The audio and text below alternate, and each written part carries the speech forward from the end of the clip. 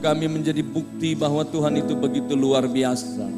Tidak hanya Kau menebus, tidak hanya Kau menyelamatkan, tetapi kasih-Mu terus mengalir dalam hidup kami.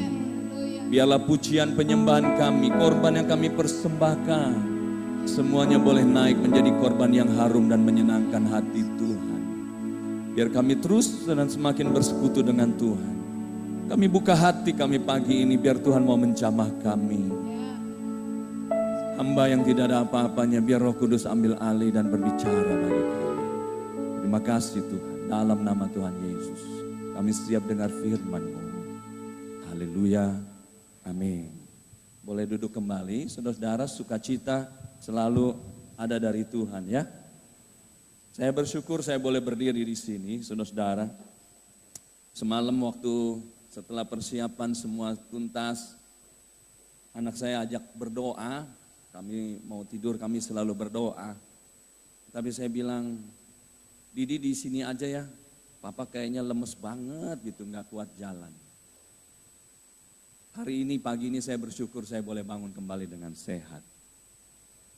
Gimana dengan saudara-saudara? Kita nih harus bersyukur kalau Tuhan kasih kesehatan. Ada amin?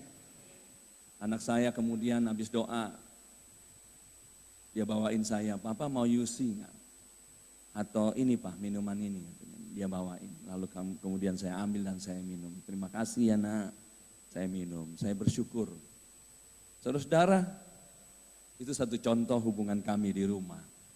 Tetapi kalau kita memperhatikan dunia zaman sekarang ini, kalau kita mau lihat keluarga ya, judul kita hari ini adalah sukses dalam keluarga. Boleh ditayangin.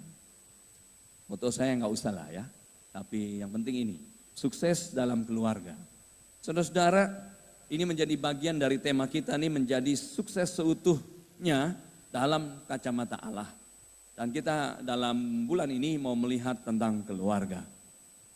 Dalam dunia sekarang ini kalau kita perhatikan baik-baik saudara-saudara, keluarga-keluarga itu sudah kurang diperhatikan. Sangat kurang.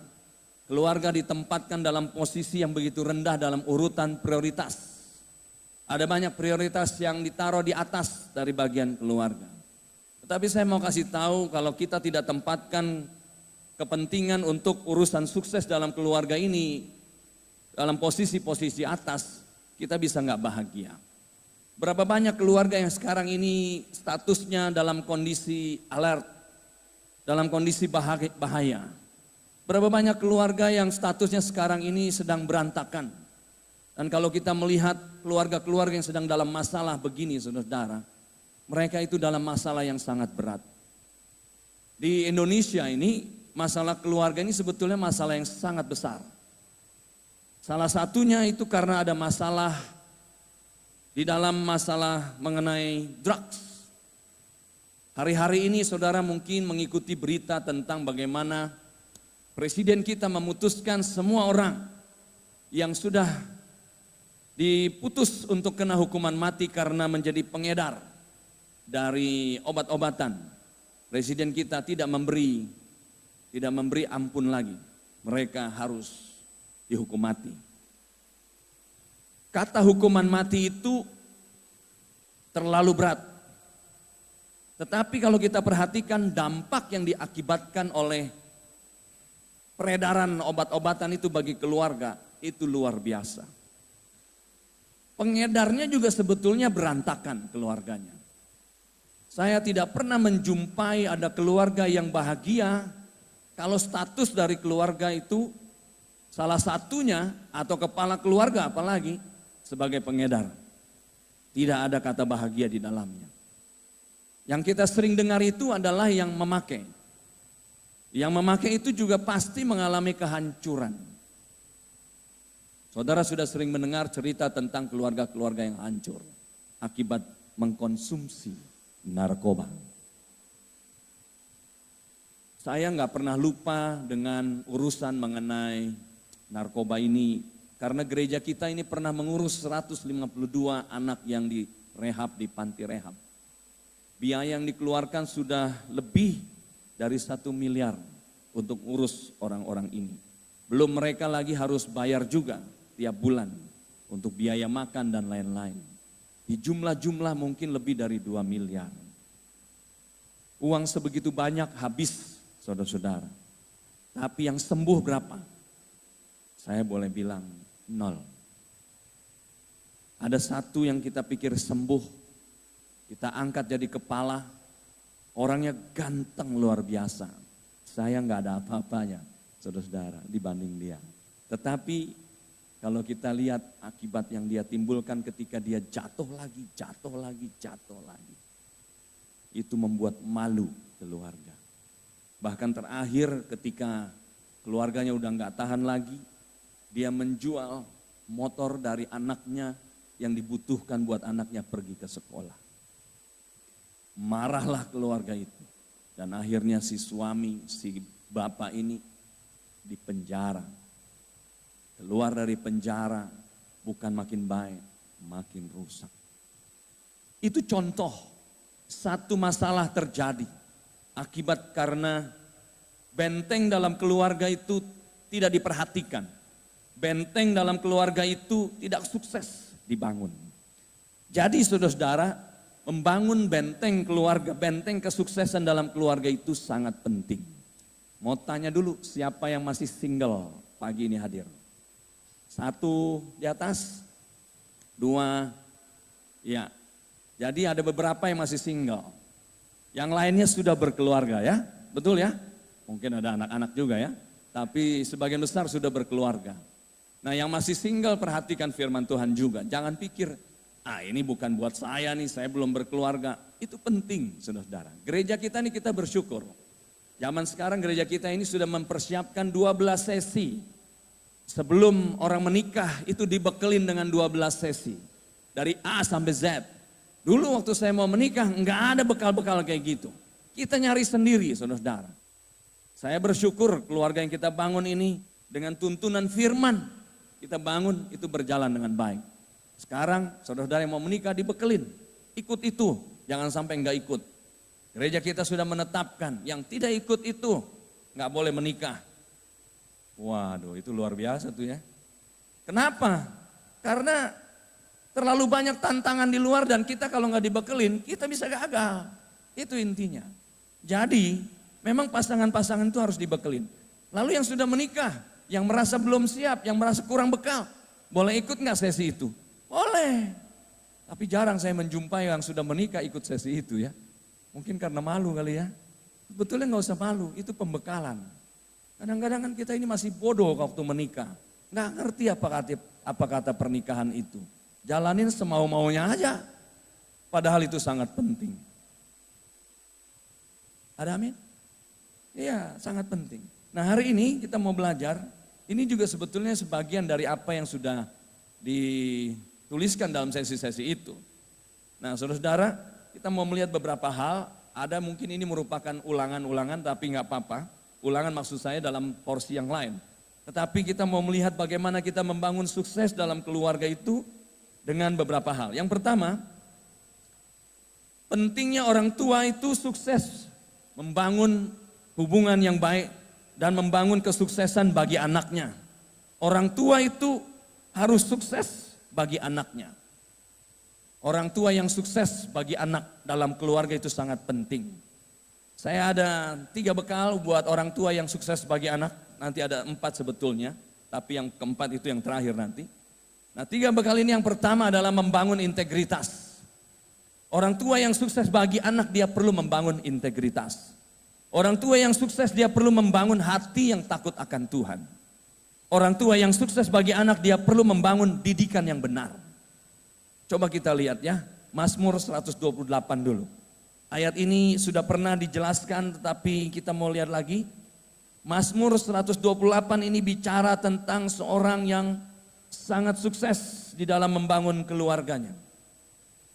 Coba kita lihat berkat atas rumah tangga. Kita baca bergiliran karena cuma 6 ayat. 1, saya mulai ya. Nyanyian ziarah. Berbahagialah setiap orang yang takut akan Tuhan, yang hidup menurut jalan yang ditunjukkannya. 2.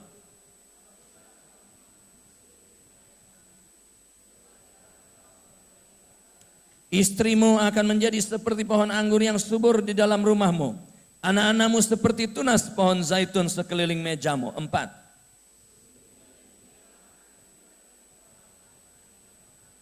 Kiranya Tuhan memberkati engkau dari Sion, supaya engkau melihat kebahagiaan Yerusalem seumur hidupmu. 6.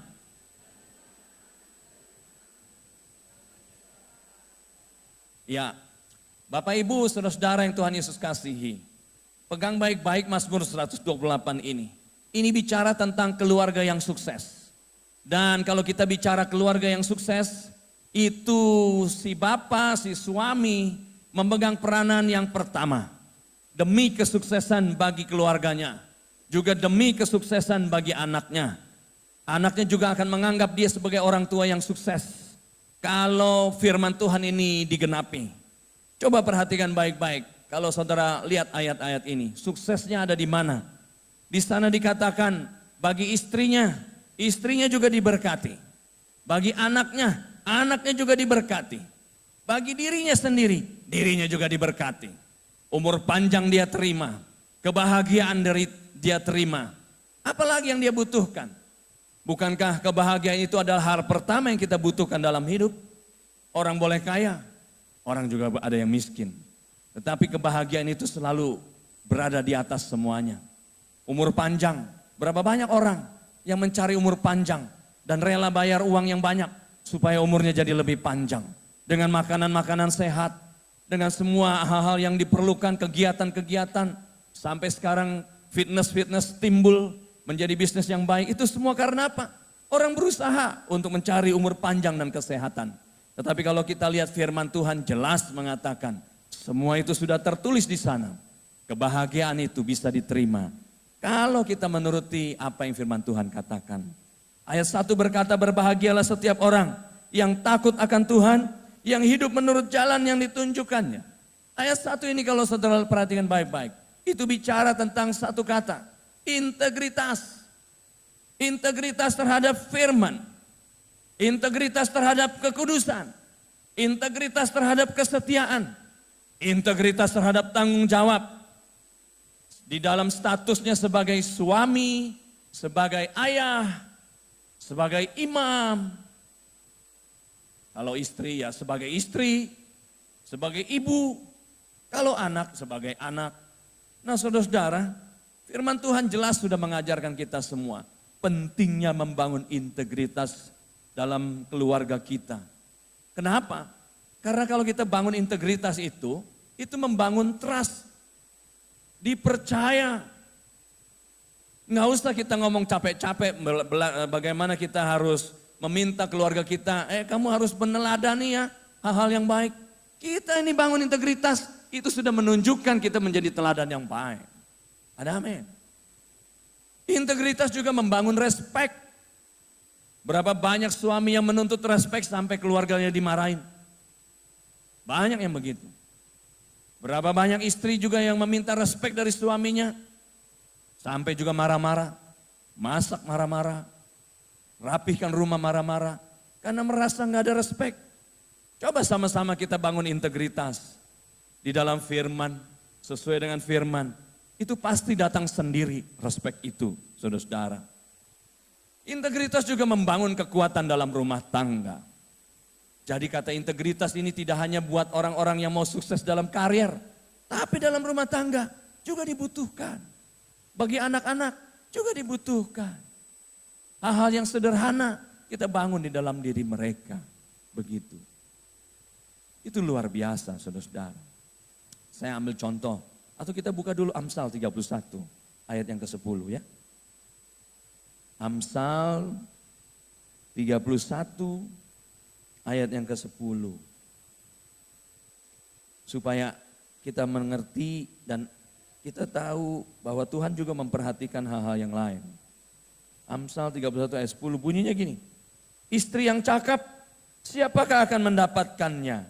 Ia lebih berharga daripada permata dan seterusnya. Amsal ini juga bicara kepada istri. Kalau tadi kita lihat dalam Mazmur 128 itu kelihatannya lebih condong kepada pria sebagai kepala rumah tangga. Tapi Amsal 31 ayat 10 dan seterusnya itu lebih condong kepada istri. Jadi dua-duanya perlu membangun integritas. Amsal 31 ayat 10 dan seterusnya. Itu bicara tentang banyak hal yang perlu dikerjakan oleh ibu, oleh istri dalam rumah tangga. Dan ujungnya sama. Di sana Tuhan mengajar kepada kita membangun integritas. Orang tua yang sukses, dia perlu membangun integritas dalam keluarganya dan bagi anaknya juga. Saudara-saudara, berapa banyak anak-anak yang gagal menjadi meneladani orang tuanya atau menjadi harapan bagi keluarganya. Kenapa? Salahnya ada di ujung atas, ada di ayah, ada di ibu. Tidak memberi contoh yang baik. Ada contoh yang lain. Dalam keluarga itu kadang-kadang keluarga yang datang kepada kami konseling, saudara-saudara, kadang-kadang si ayahnya itu jatuh dalam dosa. Tapi ibunya mengajarkan kepada anaknya untuk tetap bertahan di dalam firman, bertahan di dalam kekuatan kasih. Walaupun ayahnya jatuh dalam dosa, tapi keluarganya bisa diselamatkan karena ada sosok ibu yang tetap menjadi panutan dan dia membangun integritas dalam rumah tangganya. Dan akhirnya keluarga ini bisa diselamatkan. Tapi berapa banyak juga keluarga yang akhirnya hancur lebih parah. Ketika sang ayah jatuh, ibunya tidak membangun integritas bagi keluarganya.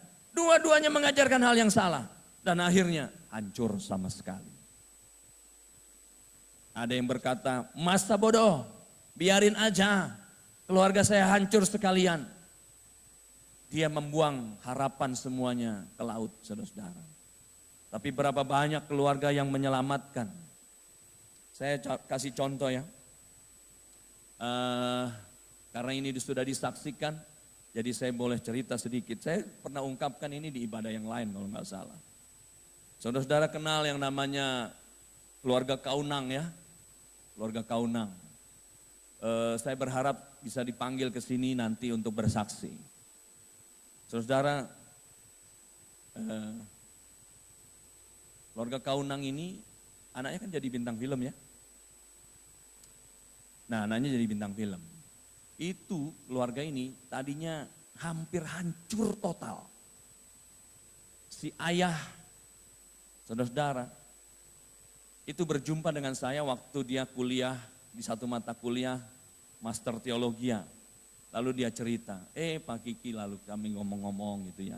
Saya undang dia kemudian kesaksian. Nah, waktu dia bersaksi itu, istrinya datang mendampingi. Aduh, ceritanya parah sekali, saudara. Bertahun-tahun si bapak ini meninggalkan keluarganya. Tidak memberi nafkah. Tidak membangun contoh yang baik. Tidak membangun integritas. Dia tuh orang Kristen loh. Kristen dari lahir. Waktu mau menikah istrinya dia minta kamu harus percaya Tuhan Yesus. Istrinya yang dari Muslim itu akhirnya bertobat. Tapi waktu istrinya bertobat, istrinya mengenal Tuhan bukan karena suaminya lagi. Tapi karena pengenalan pribadi. Jadi istrinya bangun bentengnya kuat di dalam Tuhan. Namun ketika mereka selesai menikah, apa yang terjadi? Karena suaminya menjadi seorang gitaris terkenal dari sebuah band. Itu suaminya, maaf ya, menyeleweng dengan puluhan.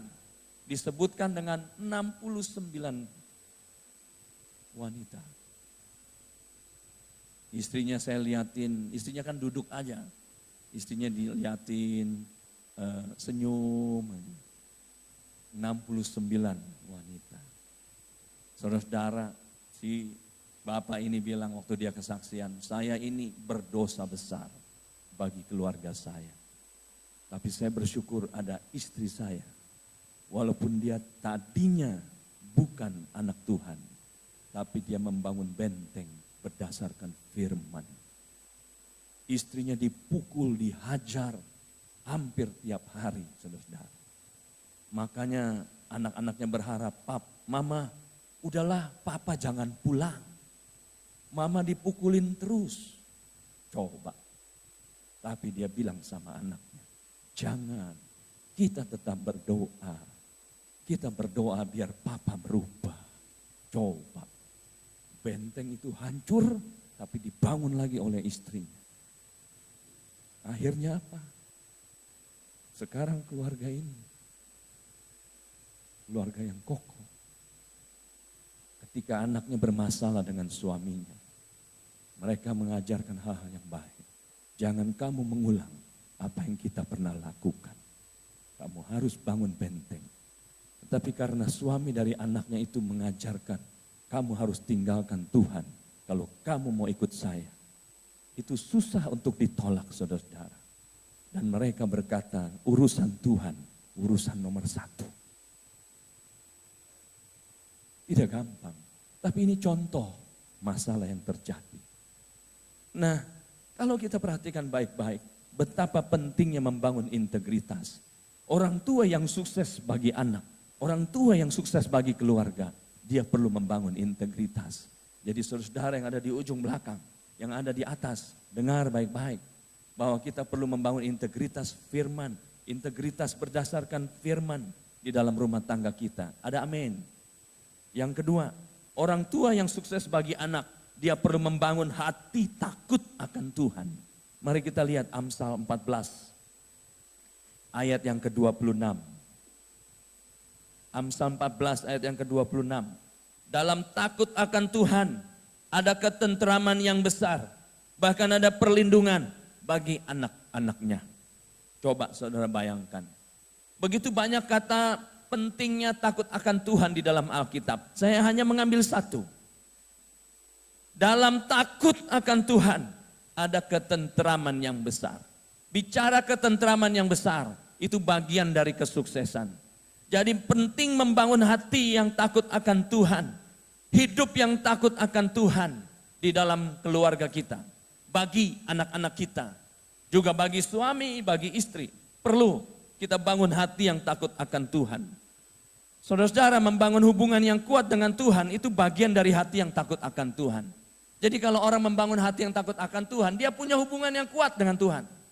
Dia cinta kepada Tuhan. Dia juga akan menjaga dirinya sesuai dengan firman Tuhan. Dia akan takut berbuat dosa. Dia akan intim dengan Tuhan. Dia akan membawanya hatinya selalu tunduk di dalam Tuhan. Dia juga akan membangun di dalam doa dan firman. Begitu. Kalau orang udah seperti ini, istri gak perlu takut lagi suaminya keluar rumah. Gak usah takut diambil sama kuntilanak. Suami gak perlu takut istrinya. Kalau istrinya keluar rumah, gak perlu takut dibawa genderuwo. Gak perlu takut dibawa oleh godaan-godaan yang lain. Zaman sekarang nih saudara, godaan itu banyak sekali di mana-mana. Saya ngobrol dengan beberapa jemaat di tempat ini. Waktu kami lagi main badminton. Dan kita bincang-bincang nih. Yang satu suka pergi ke fitness, badannya bagus dan kuat, umurnya lebih tua dari saya. Tapi ini bicara jemaat di tempat kita. Lalu dia cerita, waduh katanya, itu di tempat fitness tuh orang banyak godaan. Kalau kita nggak takut akan Tuhan, kita nggak jaga diri nih, mudah tergoda. Karena di tempat-tempat seperti itu, saya nggak bilang tempat fitness jelek ya, tapi godaannya banyak. Saya juga suka ke fitness. Dan anehnya memang di situ banyak terjadi penyelewengan-penyelewengan yang buruk. Dosa terjadi. Tapi bukan cuma di situ, kita kalau lihat penyelewengan terjadi di mana-mana. Zaman sekarang seperti itu saudara-saudara. Makanya kita nggak heran kalau melihat korupsi terjadi di mana-mana. Masalah-masalah terjadi di mana-mana. Makanya sekarang kita belum punya Kapolri kan? Iya, itu saudara-saudara, susah sekali mencari orang yang hebat di negeri ini. Kenapa? Semuanya jatuh dalam dosa. Ya nggak semua lah ya, mungkin ada 1, 2, 3 lah ya. Tapi kebanyakan hancur. Kenapa bisa terjadi? Hatinya nggak takut sama Tuhan. Kalau orang takut sama Tuhan, nggak akan dia berbuat dosa. Oh nggak ada amin? Bilang sama sebelahnya, lu mesti punya hati takut akan Tuhan ya. Gitu. Kok gak ada yang berani nengok, takut ya dimarahin. Saudara-saudara jangan gitu ya, gak usah takut. Kita mesti memang punya hati yang takut akan Tuhan. Di kantor punya hati takut akan Tuhan. Di rumah punya hati takut akan Tuhan. Di mana-mana punya hati takut akan Tuhan. Saya pernah ceritakan waktu suatu ketika saya diundang untuk berdoa bagi satu keluarga. Saya datang ke keluarga itu dan saya kaget Karena waktu kami doa buat istri yang sakit, istrinya yang sakit. Maaf nih saudara-saudara, bagian dadanya itu sudah hangus karena disinar. Ini mungkin teknologi yang lama. Dia menderita kanker di bagian dalam dari, saya lupa dadanya di mananya gitu loh ya. Lalu waktu kami layani, tiba-tiba saya dikasih sedikit hikmat. Tanya kehidupan suaminya. Saya nggak tanya yang sakit. Lalu kemudian saya keluar, saya ngobrol dengan keluarganya. Satu saya panggil, apa yang terjadi di dalam keluarga ini? Betul saudara, aduh, waktu dia cerita, itu mereka keluarga yang sangat kaya. Kaya raya. Tapi istrinya sakit kanker sedemikian rupa. Dan waktu saya tahu penyebabnya, itu datang karena masalah di dalam hati. Suaminya itu punya pabrik di mana-mana di Indonesia. Jadi kalau pergi ke pabrik kunjungan, ada yang di Jambi, ada yang di Medan, ada yang di mana-mana. Saya lupa pabrik apa. Itu suaminya di sana punya simpanan, di situ punya simpanan, di sana punya simpanan. Tadinya istrinya nggak tahu. Namanya itu pernikahan lokal. Istrinya tadinya nggak tahu, dia pikir suami saya kerja keras, berhari-hari kalau ke pabrik. Ternyata suaminya tentram-tentram aja di sana karena punya pasangan lain. Ketika istrinya tahu, istrinya tidak berani bicara dan akhirnya dia pendam di dalam. Sakit, meninggal. Setelah kami layani nggak lama meninggal, karena sudah begitu parah. Kenapa itu bisa terjadi? Karena ada suami yang tidak takut akan Tuhan. Melanggar firman. Istri hanya boleh satu. Dia pikir itu berlaku di setiap kota. Kota lain tidak berlaku. Kurang ajar itu orang. Firman itu sifatnya universal. Sudah punya istri satu di bumi, jangan pikir di tempat lain saya mau punya lagi. Nggak boleh. Suami juga, istri juga begitu. Jangan pikir suami satu kurang, tidak memuaskan. Cari lagi yang lain. Tidak boleh. Saudara-saudara, ada lagi contoh yang lain. Di sebuah gereja, song leader, seorang perempuan yang cantik. Suaranya lumayan deh. Karena saya kenal orang ini. Saya bilang lumayan artinya belum perfect. Itu nekat main serong sama pemain musiknya. Waduh, waktu kami tahu tentang hal itu, parah sekali saudara. Pantes saya pikir kalau ibadah kayaknya nggak sejahtera. Nggak sejahtera saudara. Dan waktu akhirnya ketahuan, hancur keluarga itu. Hancur. Suaminya hancur, tapi suaminya itu baik hati. Dikasih kesempatan istrinya untuk bertobat. Kamu pulang, kamu kembali ke pangkuan saya. Kita bangun keluarga yang baik. Saya maafin kamu, saya ampunin kamu. Saudara tahu berapa banyak si istri main serong? Puluhan kali main serong. Bayangin saudara. Dan gilanya nih, pernah lagi main serong, dibikin video. Begitu saudara. Video itu sampai ke tangan polisi akhirnya. Karena istrinya tidak mau bertobat. Dan akhirnya menikah dengan pemain musik itu. Hancur keluarga itu. Padahal suaminya sudah kasih kesempatan kamu bertobat. Hati yang tidak takut akan Tuhan. Dia pemimpin pujian. Dia pemain musik. Pacarnya pemain musik. Jadi saudara, memang kita perlu mendoakan hamba-hamba Tuhan yang melayani. Siapapun dia. Gitu. Ada amin. Tapi jangan bilang nanti yang berdiri di sini berdosa besar dan tidak layak. Enggak juga saudara ya. Kita ini mati-matian untuk jaga diri. Supaya Tuhan tetap kuduskan kita. Tidak gampang. Makanya saya selalu bilang sama jemaat, doakan gembala. Gembala itu paling tinggi. Anginnya paling kencang. Saudara lihat pohon. Mana yang paling banyak menerima angin? Yang di ujung atas. Itu perlu banyak didoakan. Di rumah juga begitu. Suami itu paling tinggi, perlu didoakan. Tapi juga istri perlu didoakan. Anak-anak perlu didoakan. Nah, semua ini bisa dibangun dengan hati yang mencari Tuhan. Hati yang takut akan Tuhan. Yang ketiga, mari kita buka Amsal 29 ayat 17. Didiklah anakmu, maka ia akan memberikan ketentraman kepadamu dan mendatangkan sukacita kepadamu. Ini bicara membangun didikan yang benar. Didiklah anakmu, didik dengan cara apa? Dengan firman. Didik dengan cara apa? Dengan bekal yang sehat. Begitu, saudara-saudara. Kadang-kadang kemarin saya dan istri saya dan anak saya kami pergi ke satu tempat, kita makan di situ. Lalu ketika kita makan di situ kita lihat keluarga-keluarga yang duduk di sebelah kita. Lalu kita bincang-bincang sama anak kami. Dan kadang-kadang kita melihat nih banyak keluarga, itu bawa anak masih bayi. Belum ngerti apa-apa, sudah pergi ke tempat keramaian yang terlalu ramai menurut kami. Umur 3 bulan udah dibawa, nggak ngerti apa-apa. Umur 6 bulan sudah dibawa, masih nggak ngerti apa-apa. Mungkin tujuannya ya ngedidik anak, lihat keramaian dan sebagainya. Boleh-boleh aja. Boleh-boleh aja.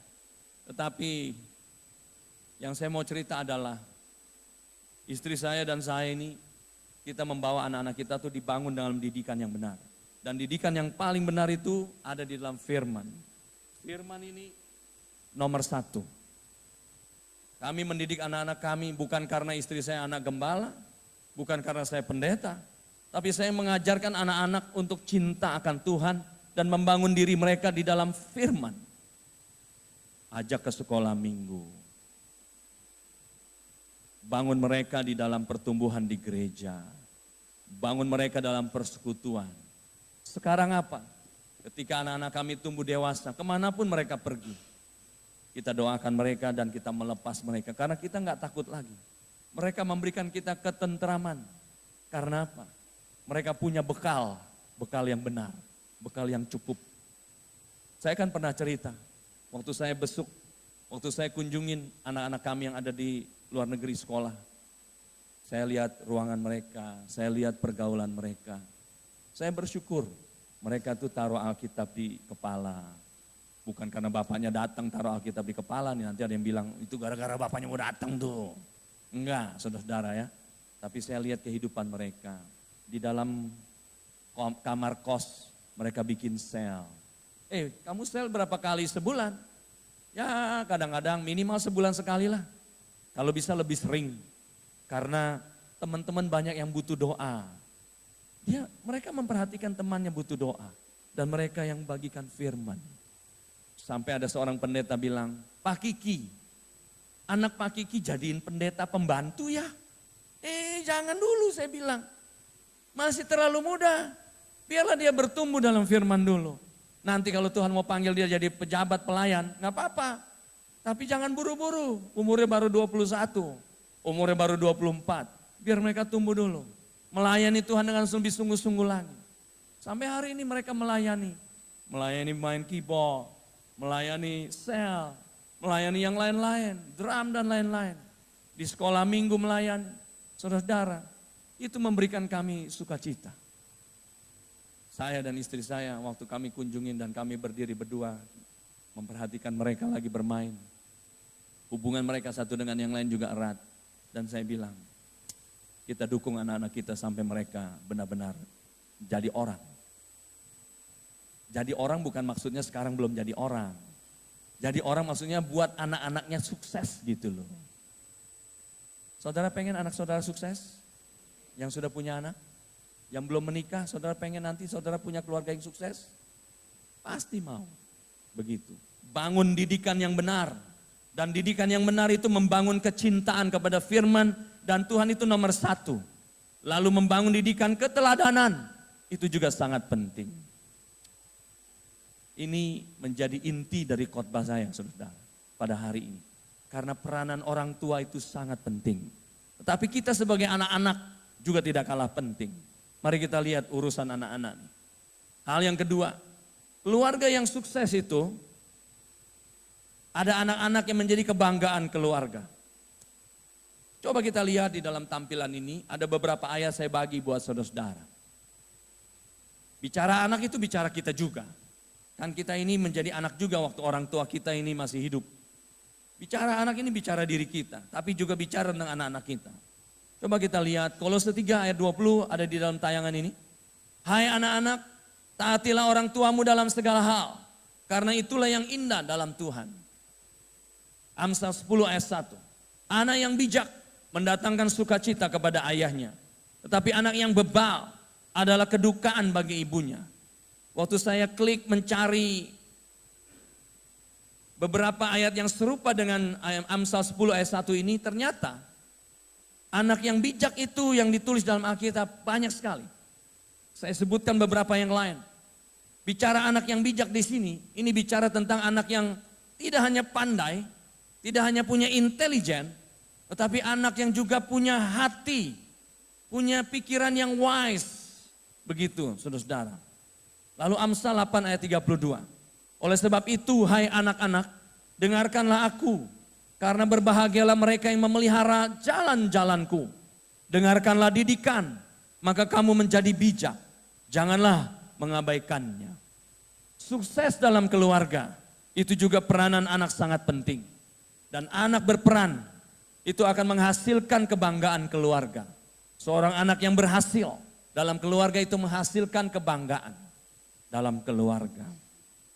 Saudara-saudara, saya pernah menjumpai satu keluarga yang anak-anaknya ini sukses. Sukses dalam pendidikan, sukses di dalam takut akan Tuhan. Anak-anaknya berhasil, ada yang jadi dokter, ada yang jadi insinyur. Pekerjaan mereka bagus, karir mereka bagus, pelayanan mereka bagus. Padahal kalau kita melihat kedua orang tuanya, mereka dari keluarga yang miskin. Kadang-kadang makan aja tuh belum ada untuk dimakan, mereka nggak punya uang. Nggak punya uang untuk makan. Tapi mereka didik anak-anak mereka untuk hidup di dalam firman, hidup dalam takut akan Tuhan. Jangan mencuri, jangan meminta-minta, tapi kita usaha dengan sekuat tenaga. Belajar yang sungguh-sungguh, jangan main-main. Engkau harus jadi bintang di sekolah. Akibatnya apa? Walaupun orang tuanya hidup tidak cukup, bukan cukup, tidak cukup. Tetapi anak-anak mereka tumbuh dan sekarang orang tuanya bahagia. Kenapa? Karena anaknya sukses. Mereka bangun anak-anaknya menjadi anak kebanggaan keluarga. Membangun anak kebanggaan keluarga itu tidak berdasarkan uang. Itu tidak berdasarkan kekayaan, saudara. Kita bisa salah. Berapa banyak anak-anak yang berasal dari keluarga kaya tapi terjerumus dalam obat-obatan. Banyak sekali. Terjerumus dalam penyelewengan dan lain-lain. Dosa-dosa yang lain. Banyak sekali. Status keluarga tidak menentukan. Bahkan seringkali memberatkan anak-anak tumbuh menjadi kebanggaan keluarga. Tapi bukan saya katakan itu tidak bisa. Bisa semuanya. Bahkan kalau saudara punya bekal, bekali anak-anak dengan bekal yang sehat, bekal yang kuat supaya mereka menjadi orang hebat di kemudian hari. Begitu. Nah saudara-saudara, jadilah anak yang taat, yang bijak, rajin dan pelaku firman, kata Tuhan. Kita bangun anak-anak kita seperti ini. Ada amin? Yang ketiga, yang terakhir. Jangan lupa bahwa di dalam keluarga itu kita perlu membangun kasih sebagai pengikat yang kuat. Saya bacain di dalam Kolose 3 ayat 19 juga ada di dalam tayangan ini. Hai suami-suami, kasihilah istrimu dan janganlah berlaku kasar terhadap dia. Lalu di dalam ayat 21, masih dalam Kolose 3. Hai bapak-bapak, janganlah sakiti hati anakmu supaya jangan tawar hatinya. Dua ayat ini bicara tentang kasih sebagai pengikat hubungan antara suami istri maupun orang tua dan anak. Jadi kasih itu sangat penting. Dan 1 Korintus 13 itu bicara tentang kasih itu apa saja. Kasih itu sabar. Kasih itu murah hati. Kasih itu enggak cemburu. Kasih itu tidak sombong alias rendah hati. Kasih itu sopan. Kasih itu tidak egois. Kasih itu tidak pemarah. Boleh klik berikutnya. Kasih itu tidak menyimpan kesalahan. Itu artinya mengampuni dan melupakan. Kasih itu suka keadilan dan kebenaran. Kasih itu menutupi segala sesuatu. Percaya segala sesuatu. Mengharapkan segala sesuatu. Saya tidak jelaskan tentang ini satu-satu karena terlalu panjang. Tapi yang saya ingatkan adalah kasih itu adalah satu hal yang tidak boleh kita lupakan dalam rumah. Karena kasih itu membangun ikatan yang sangat kuat di dalam rumah tangga kita. Begitu. Berapapun jeleknya, berapapun bodohnya anak-anak kita, atau suami kita, atau istri kita, tetap kasihi mereka. Dan itu akan merubah mereka menjadi orang yang hebat di kemudian hari. Pertanyaan saya mau tutup buat saudara. Apakah engkau ingin keluargamu bahagia? Mari kita bangkit berdiri.